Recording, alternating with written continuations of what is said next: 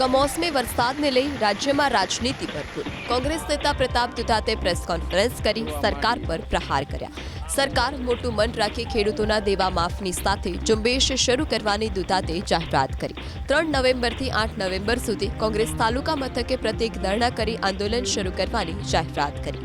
પ્રતાપ દુધાતે ટેકાના ભાવની મગફળી ખરીદી આજથી શરૂ ન થતાં સરકાર સામે તીખી પ્રતિક્રિયા આપી।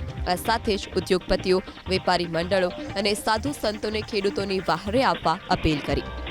અમરેલી જિલ્લા સાથે સૌરાષ્ટ્ર ગુજરાતભરના ખેડૂતોને, સરપંચોને મારી નમ્ર અપીલ છે કે ગ્રામ પંચાયતમાં બેસી તમારા ગામની અંદર ઠરાવ કરી અને સર્વે કરવા આવનારને એક પણ જગ્યાએ ખેતરે જવા ન દેવા જોઈએ અને એને ઠરાવ કરીને આપી દો। સરકાર ગતકડા બંધ કરે ને ખેડૂતના દેવા માફ કરે। ખેડૂતોએ પણ જાગવું પડશે કે ક્યાં સુધી રાહ જોઈને બેસવાના છો।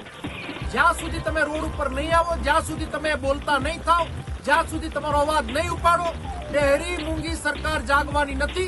તમારા દેવા માફ કરાવવા હોય તો અમરેલી જિલ્લામાં 3 તારીખથી આંદોલન જે ચાલુ થાય છે, મોટી સંખ્યામાં ખેડૂત પણ જોડાય। તો આ તરફ કોંગ્રેસ નેતા પ્રતાપ દુધાતે ખેડૂતોને ઉશ્કેરવાનો પ્રયાસ કર્યો હોવાનો આરોપ લગાવ્યો। ભાજપે કોંગ્રેસના નેતા પ્રતાપ દુધાત પર આકરા પ્રહાર કર્યા। સર્વે રોકવા કોંગ્રેસ હવા ત્યાં મારે છે। કોંગ્રેસે પોતાના શાસનમાં ખેડૂતોનું ભલું નથી કર્યું। ખેડૂતોને સહાયથી વંચિત રાખવા કોંગ્રેસના પ્રયાસ હોવાનો દાવો કર્યો।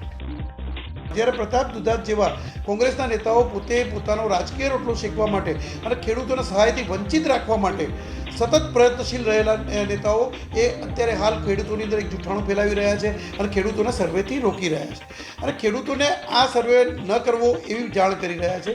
પણ મારે પ્રતાપ દુધાતજીને પૂછવાનું છે કે જે જગ્યાએ આજે વરસાદ પડ્યો છે, જે જગ્યાએ વ્યક્તિઓ પહોંચી શકતા નથી બહારના, એ જગ્યાએ ખેડૂત તો પોતે પોતાના ખેતરમાં ચકાસવા તો જવાનું જ છે।